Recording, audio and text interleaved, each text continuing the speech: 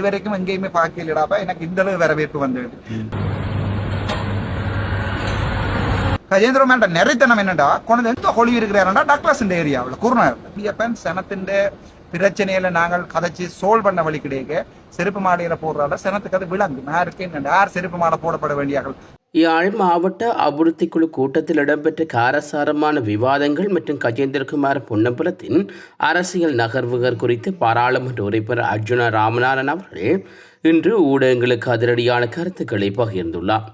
குருநகர் பகுதியில் தனது உருவப்படத்துக்கு சிறப்பு மாலை அணிவிக்கப்பட்ட சம்பவம் குறித்து கருத்து தெரிவித்துள்ள அவர், இது சைக்கிள் கட்சி என அழைக்கப்படும் அகில இலங்கை தமிழ் காங்கிரஸ் கட்சியின் உள்ளூர் ஒருங்கிணைப்பாளர் செய்த வேலை என்று பகிரங்கமாக தெரிவித்துள்ளார். இதற்கான சிசிடிவி ஆதாரங்கள் தன்னிடம் இருப்பதாகவும் அத்தகைய செயல்களினால் தனது மக்கள் பணியை தடுத்துவிட முடியாது எனவும் அவர் குறிப்பிட்டுள்ளார்.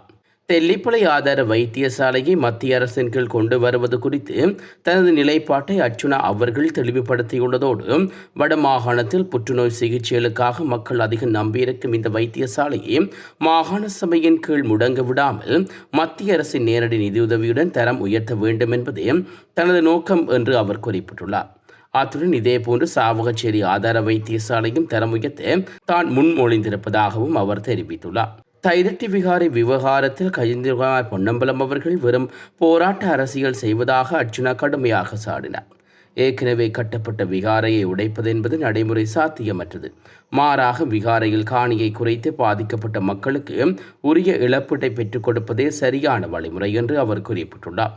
மேலும் மக்களின் கல்வி மற்றும் சுகாதார பிரச்சினைகளில் கவனம் செலுத்தாமல் மேலோட்டமாக அரசியலில் ஈடுபடுவதாகவும் அவர் குற்றம் சாட்டியுள்ளார். தனது பன்முகப்படுத்தப்பட்ட வரவு செலவு திட்ட நிதியிலிருந்து நாவாந்துறை மாதகள் போன்ற பகுதியில் உள்ள மீனவ சமூகங்களின் முன்னேற்றத்திற்காக தலா 20 லட்சம் நிதி ஒதுக்கீடு செய்துள்ளதாகவும் சாவகச்சேரி பகுதியில் விளையாட்டுத்துறை மேம்பாட்டுக்காக 80 லட்சம் ரூபாய் வரை ஒதுக்கீடு செய்யப்பட்டுள்ளதாகவும் அவர் குறிப்பிட்டுள்ளார். இந்நிலையில் இறுதியாக தான் எந்த ஒரு அரசியல் கட்சியின் பி டீம் கிடையாது என்றும் மக்களின் பிரச்சினைகளை தீர்ப்பதற்காகவே எந்த தரப்புடனும் விவாதிக்க தயாராக இருப்பதாகவும் அவர் உறுதிபட தெரிவித்துள்ளார்.